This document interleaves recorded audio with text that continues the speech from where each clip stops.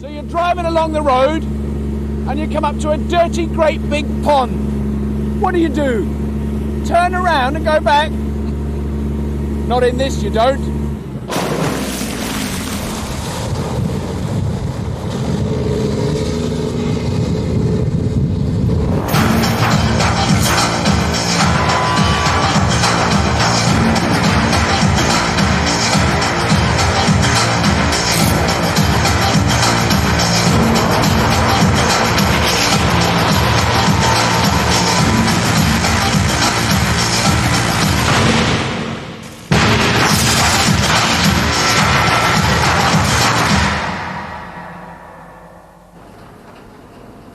Welcome to Scrapheap Challenge.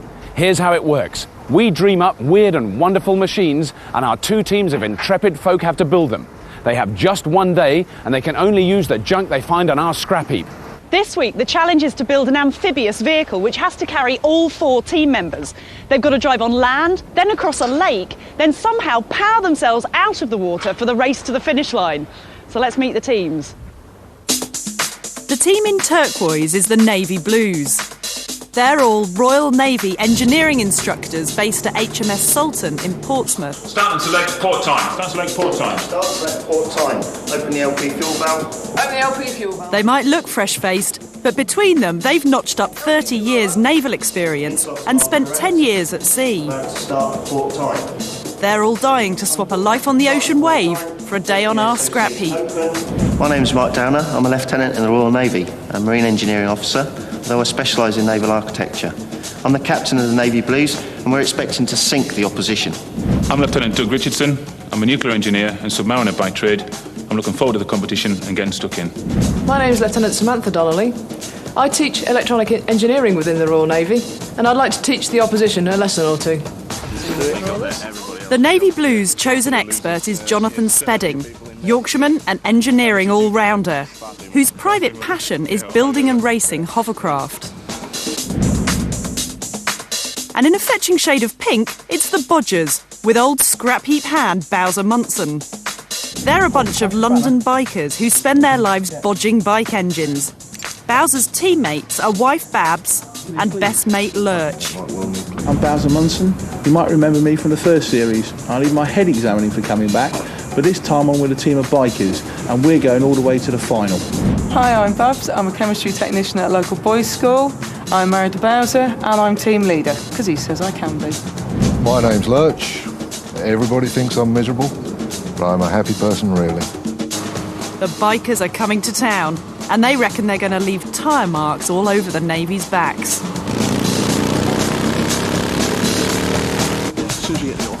The Bodgers expert is Mark Eason.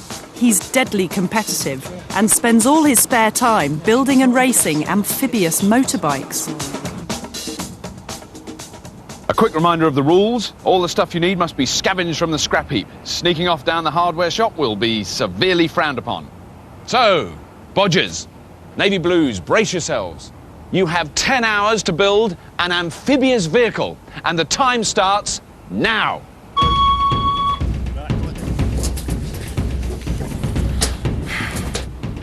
Is it a boat or is it a car?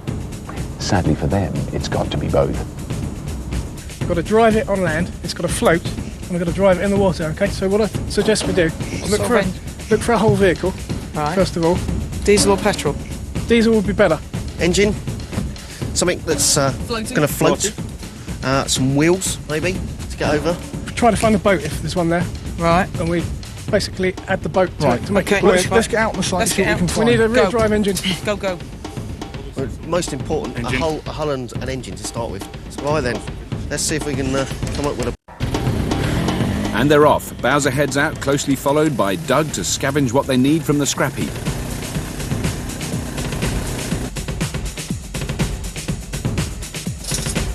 Big Doug's learning fast. He's used to tuning the engines on nuclear submarines.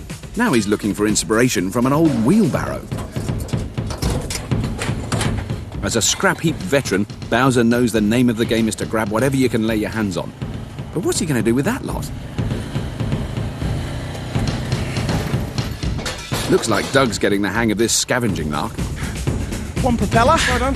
More important, the bearings. Brilliant, yeah. Look after them, they're like gold dust. Okay, I found one over there, I think, as well. Perfect. Yep, a light for our boat. An amphib is one of the wackier ideas in engineering. It's basically a vehicle which is equally at home on land or in water. It needs to have a drive system to make it go along on land, usually an engine driving some wheels, and normally a second engine joined onto a propeller to take over and drive it through the water. The toughest part is making sure there's enough power to push the vehicle and the team up the slipway and out of the water. The Bodgers have already found a super lightweight bit of kit. You know, you wanted a vehicle. There's a couple of cars out there and there's a Land Rover. It's a bit beat up, but it might do. Get it. If you can get Land Rover, get it. If he needs a vehicle, this is as good as anything because it's got a metal chassis we can weld stuff to.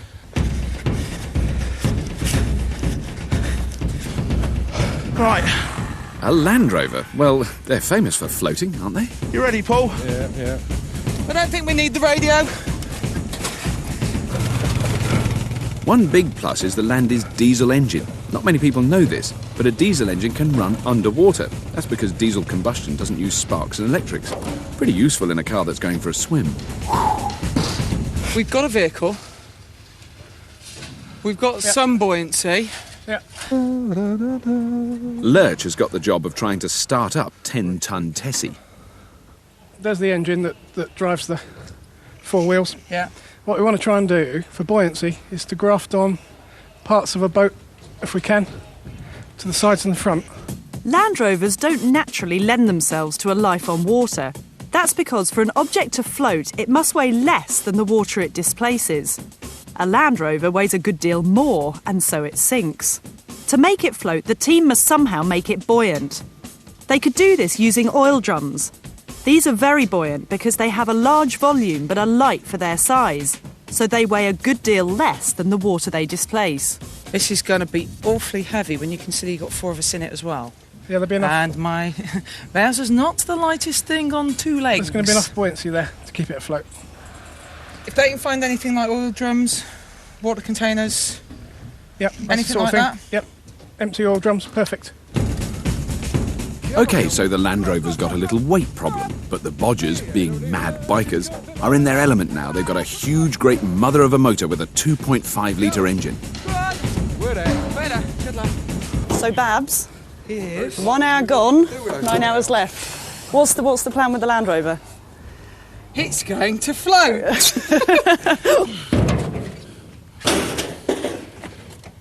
So it's four-wheel drive, is it, this thing? Yes, it's optional 2 or 4-wheel drive.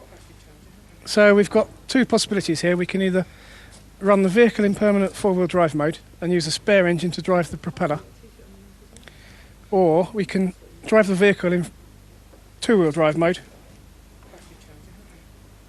and use the rear drive to drive the propeller. So you'll disengage the back axle, you'll just have it on front-wheel drive Possibly. with one engine driving that, and then that's get one the possible propeller way. on the back? Yeah. Right. The Bodgers have a cunning plan to make their Land Rover amphibious.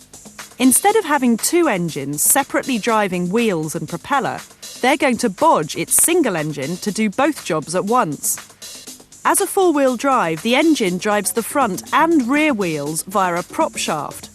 The Reds plan to weld a boat propeller onto the prop shaft so that the engine will turn the prop and power the car through water. That leaves the front-wheel drive to pull them up the slipway, the toughest part of the course. You can just see it sticking out there. Back at the Navy Blues camp, Sam has spotted a van roof, which might just have a secret craving to be a boat. The top of that transit, there's a Luton conversion. It's all fiberglass. The whole top Right, it's piece all is fiberglass, fiberglass. and it's just held in with sealant. Oh, excellent. That's it. Got it. The Navy, being salty sea dogs, want to make something that floats, then adapt it to go on land. Sam reckons the fiberglass roof off the van has serious ocean-going potential. Whoa, yeah. Okay. What's I do with this?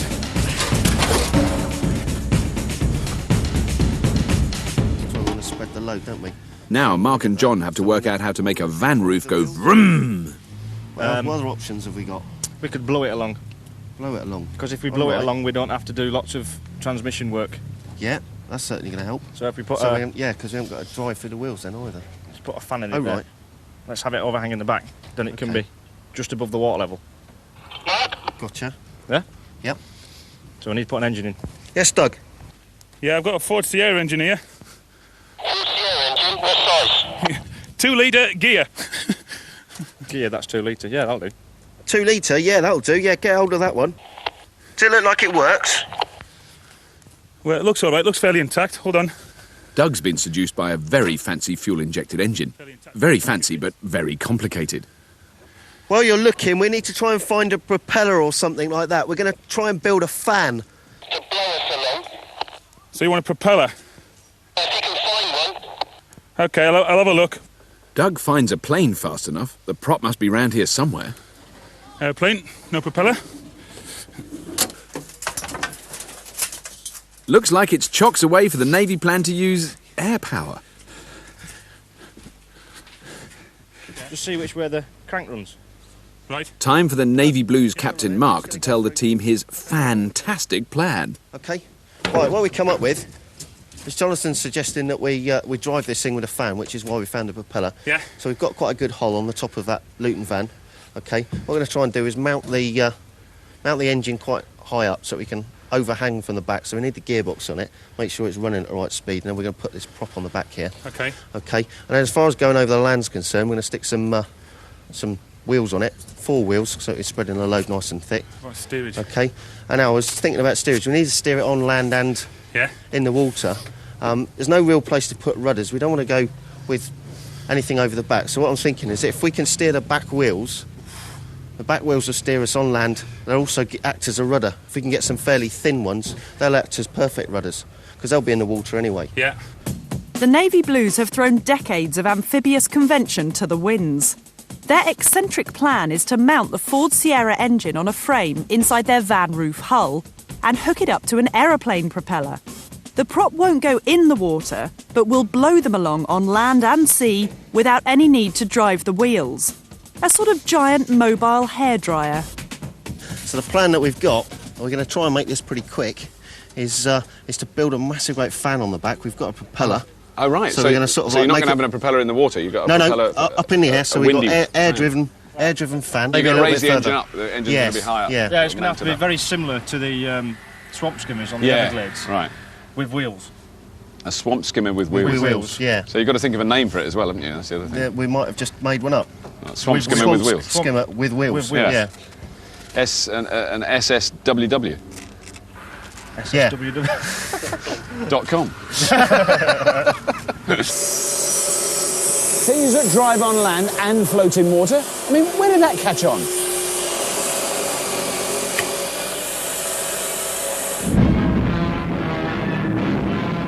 June the 6th, 1944, D-Day, the Allied invasion of France. 2,000 amphibious vehicles known as ducks played a key role, landing thousands of troops and bringing ashore nearly half the seaborne supplies in the invasion. When the war began, the top brass were sceptical of ducks. They cost as much as a 3-bedroom house and were expected to be an easy target for enemy fire. But in fact, they were so successful that many World War II ducks survived in army service till well into the 70s. The Bodgers couldn't invade a sweet shop at the moment. Lurch is still hunting for a battery to start the Bodgers Land Rover. That's a good battery. But will it work? Right, I'm going to go for a crank. This is dead batteries. That's flat too. We need another battery still. The Navy Blues need that Sierra's engine to power their swamp skimmer. But first they've got to break its steering lock so they can push the car back to base to get the engine out. How do you break a steering lock? Big crowbar. Cultures, yeah. Put a big piece of steel through the handlebars and just put a big piece of steel through the steering wheel. Big piece of steel through the steering wheel and break it. We've tried that. Yeah, the wheel looks nice and mangled, but steering lock's still on. Steering lock's still blocked. Big hammer. Bigger hammer.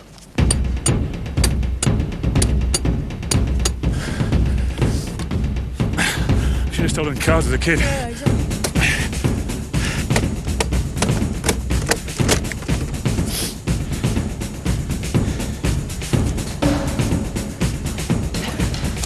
At last, the Blues beat the Sierra's steering lock into submission.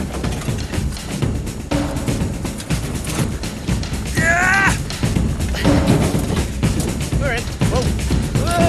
Handbrake turn. Hold it. The indicators are working. Yeah, indicators okay. It's just passing some of the tea, actually. I don't want a windscreen wipers. This is the first time I've seen a team go out to get an engine and come back with a whole car, complete with a working indicator. And a lot of wires hanging out inside that have just been smashed off rather brutally with what was described as a Birmingham screwdriver, which is a large lump hammer. And they're now trying to wire it back together to make it work, which they will do because they're very confident. How many cars have you hot-wired in your life? If my mum's watching, none. And what about your black box? I'm worried about your black box. You think that's all right? Yeah, the black box will be fine. All right, you haven't smashed that up? No, because that should be buried underneath the bulkhead Right. somewhere. Bowser's on buoyancy duty. He's found 2 oil barrels to help their Land Rover float, but he knows they need plenty more. It's a very heavy lump of metal. I'm just thinking of buoyancy and floaty stuff. I can just, Land Rovers and Bowser do not make good equations. No. These drums here, they're 50-gallon drums. Right. And they displace 500 pounds of water each. Right. So as long as we've got 4 of those. And does that mean, when you say displace 500 pounds of water, does that mean that something weighing 500 pounds or 499 pounds can sit on the top of it and it won't sink? Right. So basically you're telling me, Mark, that you can turn any car into a boat by just strapping loads of big cans to it, effectively? Yeah, basically, yeah. If you've got a big enough oil drum like that one there, for instance, I think 4 of those should displace enough water to enable this Land Rover to float. I wonder why Amphibious motors never caught on with the punters. In the 60s, if you were a serious swinger, you just had to get your hands on an Amphicar. It would cost you nearly 20 grand in today's money, and the steel bodywork would be rusted through before you'd paid off the bank loan. But in the meantime, you were a chick magnet.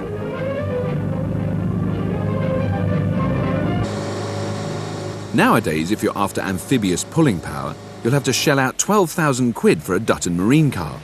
It's the brainchild of Tim Dutton, an automotive engineer who sussed that steel and water don't mix and went for a rust-proof fiberglass body instead.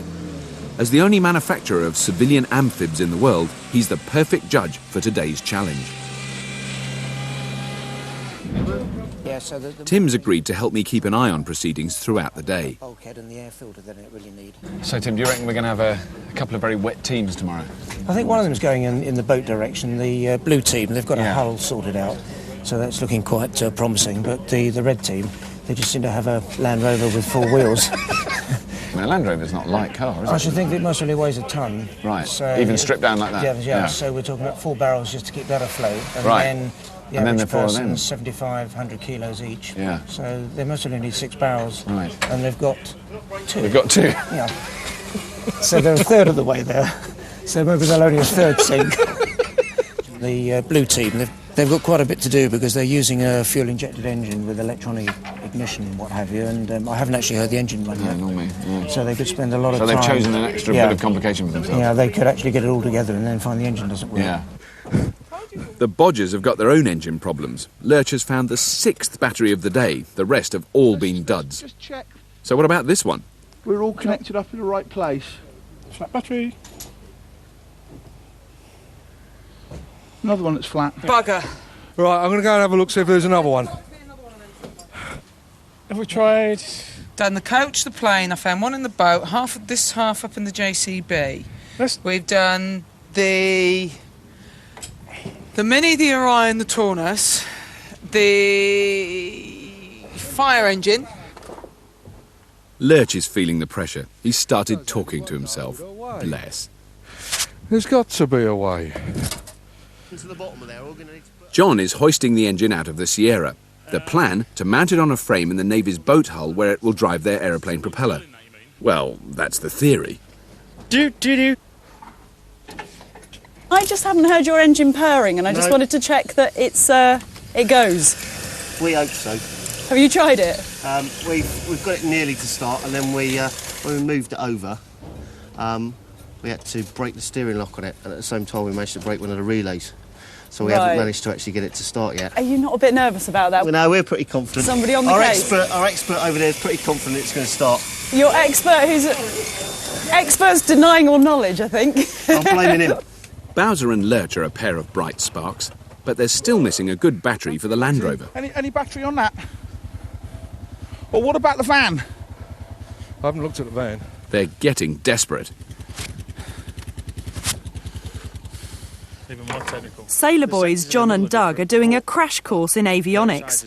They've got 2 aeroplane propellers, both the perfect length, but only one of them is designed to turn clockwise, the same way as their engine drive. Which way it goes round in a minute, aren't we? An aeroplane propeller has 2 faces, one curved and one flat, the flat face facing backwards. Air travelling over the curved part travels faster than air travelling over the flat part, creating low pressure on the curved part. This creates a suction force in front of the propeller and pulls it, and whatever is attached to it, forward. If the blues fit a propeller designed to turn the opposite way, this aerofoil effect won't work as efficiently. I wonder if it might be... Babs and Mark have got buoyancy worries. They've realised it's a bit late to put the team on a diet. It's not going to float, is it? What's Babs got hold of?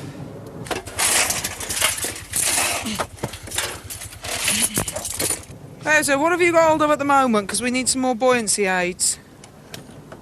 Right. It's lunchtime and the Bodgers' buoyancy worries haven't spoilt their appetite.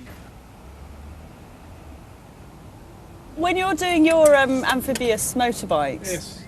how do you make them float? Buoyancy. Is it a similar thing to this? Similar to this, but because there's 4 of us and because it's a heavy Land Rover, we need a lot more buoyancy on this. And it's gonna be close. It's gonna be marginal. Okay? It's going to sink. And I'm just sort of contemplating it now.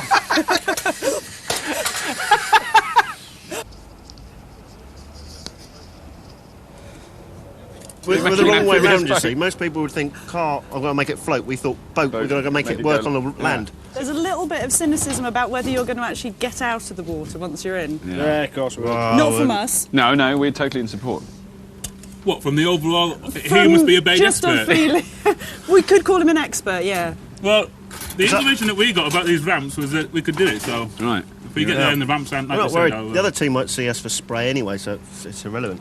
Because I sort of envisage it going quite slow on the ground and then it hits the water and it just... Huge wake washing the bank. Ducks drowning. Yeah. OK, right. 5 hours to go and Lurch has bagged yet another battery for the Bodgers.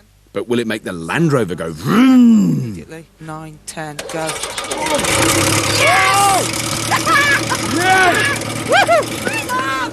Right, it goes. Yes, Happy Christmas. Yes, it works.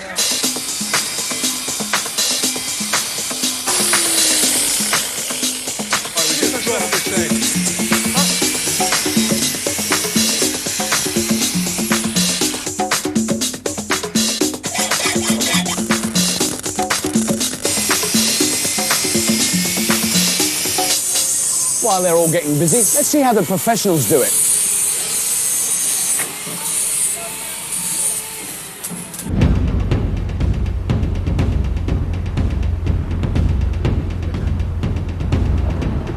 The Combat Engineer tractor is an 18-ton beast made of aluminium armour. The descendant of the Second World War Ducks, it's often the Army's first vehicle into combat, crossing rivers and using its massive digger to build up bridgeheads so that ground forces can invade enemy territory. As our teams know, getting out of the water is the tricky bit, but it's no problem to this thing, even when faced with near vertical banks. 3, 2, 1, fire. It fires a rocket carrying a 100-pound anchor which blasts into the bank and allows the CET to pull itself out using an 8-ton straight-pull winch.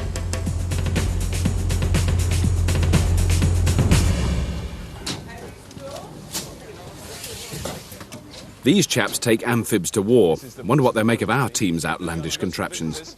Got a few visitors for you guys. These guys know a thing or two about amphibious vehicles, Bowser. That's a good job, because we know absolutely nothing about it. They've driven their amphibious vehicles in the lake you're going to use, so they know. So how deep is it? You're going to have 3.5 metres maximum depth there. In real language, that's 10 foot.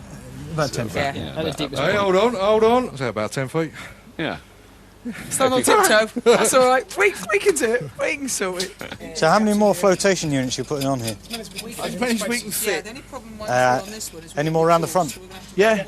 I think the Army are worried this thing is going to be left at the bottom of their lake. 45 Allen drums at the front, and we've got like little tiny ones to go on the inside. Yeah. So who's done the calcs here then? Who's worked all this out? We haven't Rule of thumb. We haven't calculated anything. Just shove it on and see what happens. Yeah. We've got all the flotation tanks we can find, so there aren't any more. So it will either work or it won't work, and we'll find out tomorrow. So this is the Navy Blue team. Time for the Army to advise their pals in the Navy. Oh, they've driven amphibious vehicles once or twice. Yeah. The Army have had the Navy in trouble. You need some help. No, not at all. Well, listen, I found this bilge pump. It might come in handy for you. The Army's little joke is going down like the Titanic. Let's hope you don't need it. Yeah, I hope not. We'll keep that just in case, I think. So can you explain to us how it's going and how far you've got? Yeah, we've gone around it the wrong way. Well, the right way as far as we're concerned. We're building a boat and see if we can get it on land, really. So it'll go in easy enough. How are you going to get out? Well, how is it going to get out again? Well, once the wheels are on there, fingers crossed, it's just going to keep going. And blow up the... Yeah, once yeah. this is on the water, it's going to shift. We've got 2 litres worth of fuel-injected Ford Sierra car there. So it's ramming speed for the bank, is it? Yeah, absolutely. Flat out for the bank. Wheels right at the front. Less than planing is not an option. When these guys get stuck in the water, they've got a rocket that they fire at, which puts an anchor in the ground. So you couldn't lend them one, could you? You haven't got the spare one. Well, maybe spare rockets, but you know, an anchor might not be a bad idea to throw out and pull yourselves out. Yeah. Actually, yeah, you could do that. So how are you going to stop it on land? You don't. Another anchor. Another anchor. Throw an anchor out the back. Throw it off the other end. Stop the engine. Stop it. If we can get the engine started, which is what we need to do. Which is the snag at the moment. So that ain't running. That's what we have to do. 4 hours to go, and Sam's heading back to the Navy Blues bridge with bad news from the engine room. Well, I'm sorry, I cannot make that engine run. No, don't say that. Don't say that. There isn't even an electronic ignition box for it. I can't find it. Sam has discovered that when the boys mutilated the Sierra's steering lock, they also smashed the state-of-the-art electronic ignition to bits. It's the revenge of the Ford Sierra, and it might just have torpedoed the Navy's chances. Over in the Bodgers camp, there is the unmistakable smell of triumph. We've found the battery. Yes! Just want to give you an update on what I proposed for the flotation, yeah? I'm going to try and slide a sheet of 8x4 ply underneath there. Maybe you could do this, Paul. Bolt it to the chassis? Yes. These are the plastic drums, okay? I want to sandwich as many plastic drums as we can. So the plywood's just being used as a sandwich board? That's right, yeah. Just to stop the containers running away. All the plywood's got to do is lift the weight of empty. Even Lurch, the Bodgers Gloommeister General, is perking up. This is going to work. This is going to work. This is going to work. I've never thought I'd hear you say that. There's a slight look of despondency on your face here. Yeah. What's going on? Oh, this isn't the problem. That's the problem. The boat bit's not a problem. No, it's just the engine and the wheels. Well, the wheels are causing us that. What's wrong with the engine? Well, the black box on it seems to have disintegrated. So what is a black box? I mean, it really is a black box in that you can't redo what's It's a number of switches and relays in it that make sure that it's getting the right sparks at the right time. Right. So it's not something you can fabricate? No. We thought we might be able to, but we've looked at it, we've tried bypassing everything, and the answer looks to be no. There's just no point, is there? I'd have struggled, even with the box, I'd have struggled. Yeah. Right. What is your advice to them then? What would your advice be to the... If they can't get the engine going within half an hour, it may be with this engine with all its electronic ignition, if they can't find a replacement part, they'll have to go get an engine out of another car. Which is really going to scrap that altogether. Yeah. Hold on. The buoyancy brigade over here, feeling very confident. The Land Rover looks heavier every time I look at it. And bigger. And bigger. It's now certainly wider. It's now a super wide road. It can only go along motorways, I think the idea is to stop the other team from overtaking it because it's so wide. Now the Blues have given up on their dead Sierra engine, John is back in the market for another top-of-the-range motor. The bodywork needs attention, but he only has eyes for the engine. It turns over. Well, that's a start. There's a Cortina. Yeah. 1800 Cortina. Manual gearbox. Right. Points ignition. Yeah. Turns over on the key. Yeah. I haven't started it yet. Should we start it over there? I don't think it'll run because it's like that. It's just pouring petrol down the carb. Right, but it So starts it's over there, but it's exactly what you wanted. It's points ignition, coil, everything. What's happening, guys? What's happening with your engine? Is it? Well, we think we've got a bit of a breakthrough. Have you? We found another one. We right. found another one, another Ford. So hopefully it's the sort Oh, of it'll fit on the same. Yeah, we're hoping it's thing. going to fit on the same frame.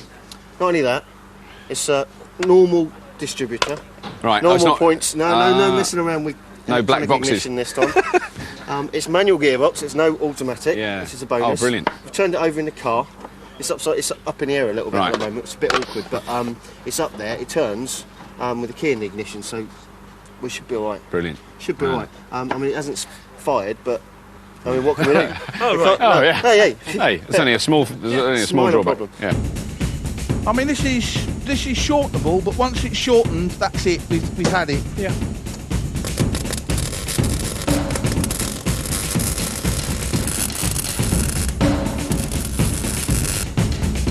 Shiver me timbers, Long John Bowser really is turning this lump of pig iron into a ship. Yeah, that'll do. 5, sit neutral. 7. The moment of truth. Will the prop he's bodged on actually turn? Go out. Go. It works! Yes! Put foot brake on. All those years spent up to their armpits in bike grease have finally paid off. Switch her off! The Navy Blues are going for a new engine in their usual gung-ho style. I'll be down then. Sam is keeping well out of it. Would you like to drive? I'd love to. And I'll pull you. Right. That's a lovely motor. Good little runner. Needs some attention. For the Bodgers, it's a race against time. Can they get enough buoyancy on their Land Rover to counteract all the years of overindulgence? Yeah. What bothers me most about this Yeah. is at the moment, all our buoyancy is at the front. Oh, yeah. And we've got nothing at the back just at the moment. Yeah, that's true. Now, that would worry. I mean, if you're worried, Bowser, I'm terrified. What was he doing? He's popping one of these on there. In fact, I might actually have to sit at the front and counterbalance it, because I'm a bit nutritionally challenged.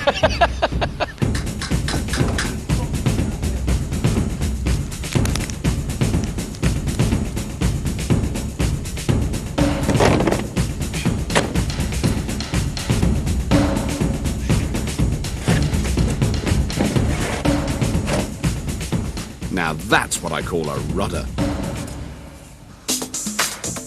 3 hours to sunset, and the Navy Blues are finally getting round to making their boat hull roadworthy.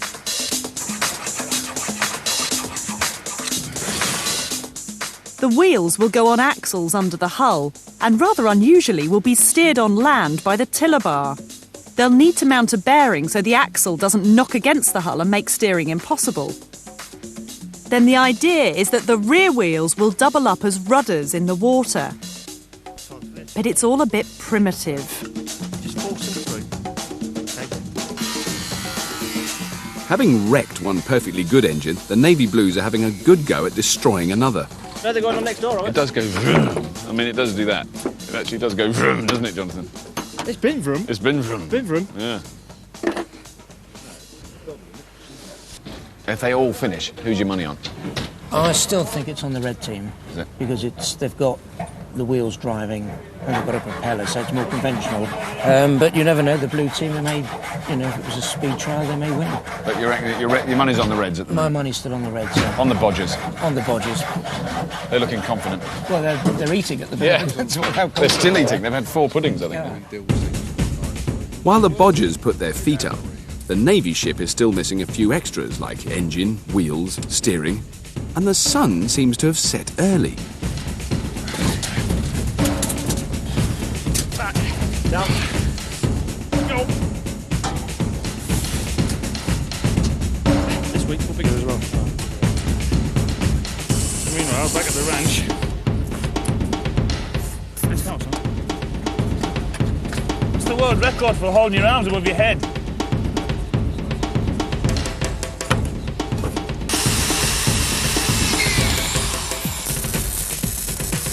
The bikers are confident they have enough buoyancy. No, in the middle. It's in the middle.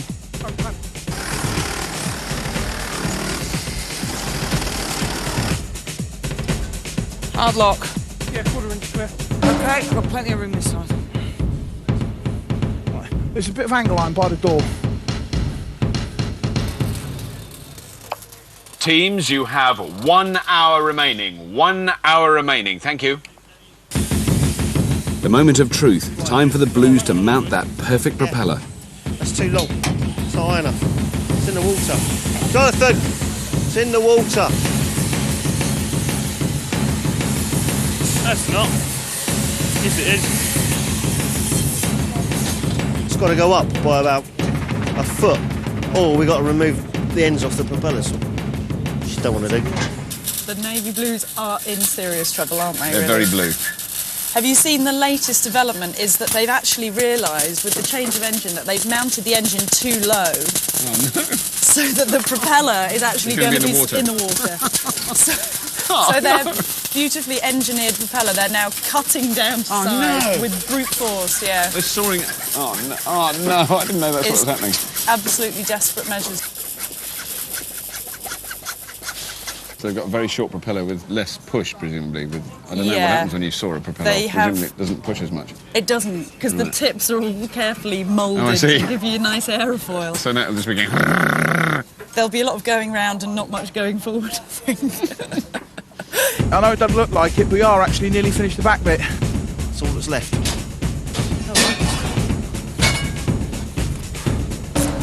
Good, isn't it? Right.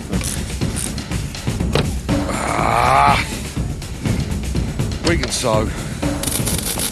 Okay, everybody, this is your final announcement. You have 5 minutes. 5 minutes to the absolute final. 5 minutes. We've got to get them barrels on. 5 minutes left. It's a mad dash to the finish. The bodgers are almost there, but the Navy craft is less than shipshape.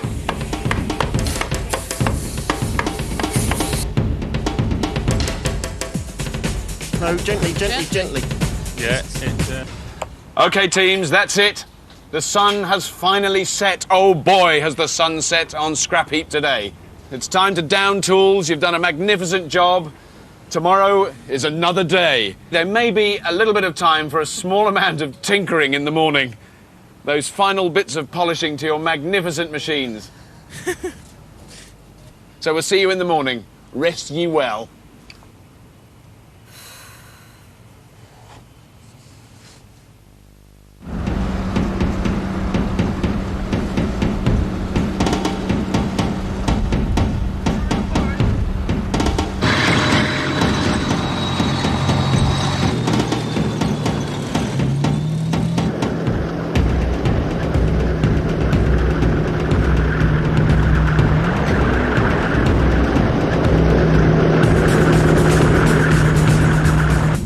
At the Army tank range at Bovington, where the British Army train all their armoured vehicle drivers. And what better place for the Scrapheap Amphibious Vehicle Challenge? It's going to be an amazing test. What do you drive normally then? OK, teams, going to outline the course for you. You're going to be starting at the red and white stripe marker on the far side of the lake. We've given you quite a little bit of generous downhill incline into the ramp on the far side to get you into the water. Then you can follow any route you like across the lake, but just staying this side of the blue buoys. And then you've got to get out of this shallower ramp here, round quite a tight bend for the final long straight race to the finish line. Good luck. We've allowed the teams a bit of last-minute bodging time on their amphibious contraptions before they drive them into 3 metres of water. And boy, do they need it.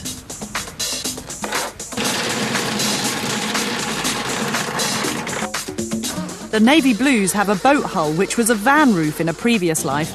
It'll probably float, but will it go on land? They've had a few engine problems and also had to saw 2 foot off their aeroplane propeller.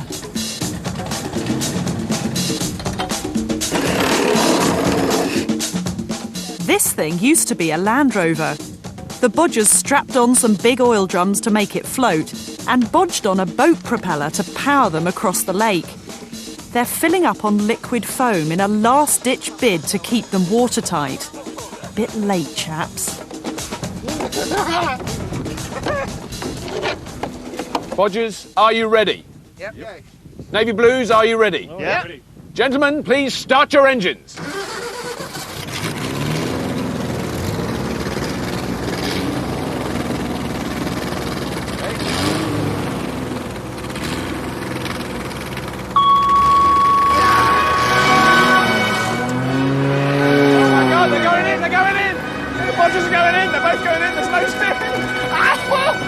Oh my God! Bit of a crash there.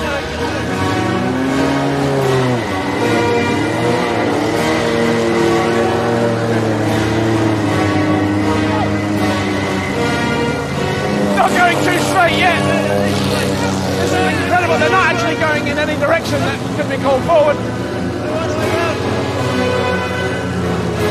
The Bodgers are definitely moving and they're moving forwards.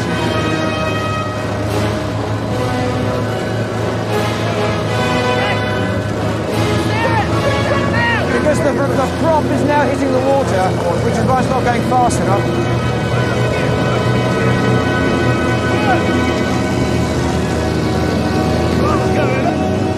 The Navy Blues are bailing. The hulls got cracked in the crash. They're sinking lower and lower, so their aeroplane propeller is hitting the water and sending them round in circles.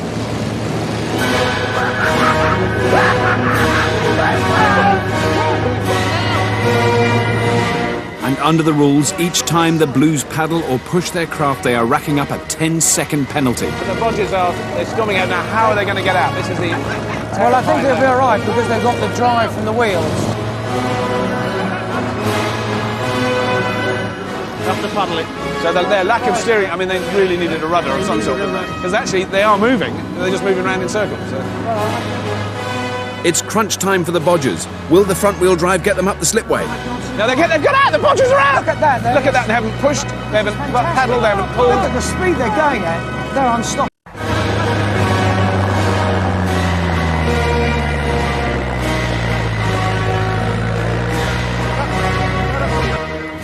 The Bodgers have got around the course so fast, it's going to be a job getting to the finish line before them.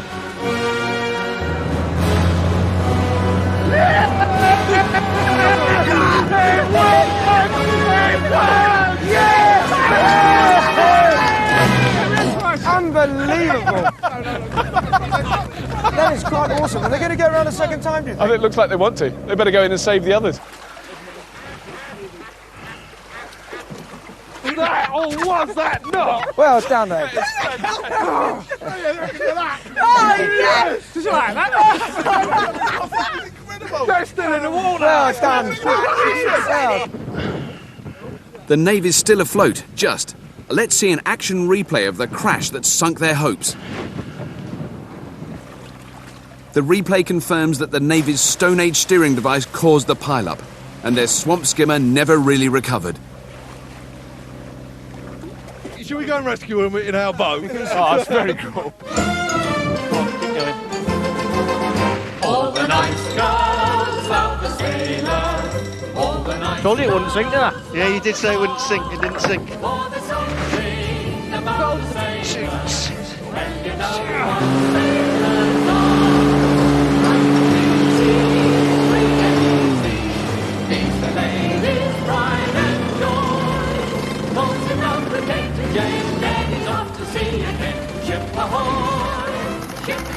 And the very unfortunate sign on the back of the boat, catch us.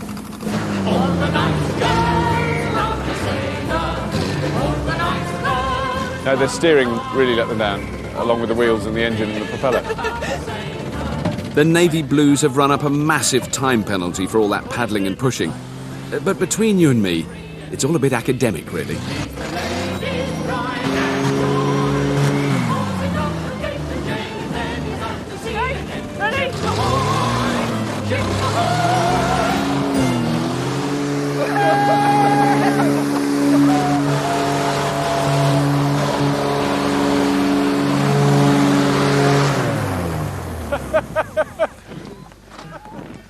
Well, mate. Well done. Excellent. That was hard work, wasn't it? The ballast. Yeah, the ballast is coming out now. Well done. Well done. Good try. Fortunate. Didn't know we crashed into you at the start. No, it didn't. Sorry about that. I didn't even know you'd done it until somebody told me later. Would you like a lift round in one that goes quicker? Yeah. It floats. It got round. It steered itself with the propeller though, didn't it? Yeah. And there's quite a bit of the propeller missing at the back as well. Yeah. Fires lined up outside. I think it could catch on. Yeah. It's been a tough decision. I've consulted with the judges. But I think the Bodgers have it. Well done, Bodgers. Fantastic effort. You did float. You got through. And Navy Blues, I mean, you know, a fantastic effort. You finished the circuit. You did float. You got back here, amazingly enough, but I'm afraid, and you've got a 1 hour and 90-second penalty, which is a bit of a problem. The penalty that killed us. It's the penalty that killed you. Well, that was a fantastic effort by both teams. But the Next today, Mark and the boys are using an old Granada as the basis for a kit car copy of a classic two-seater Cobra. It's Dream Machines after the break.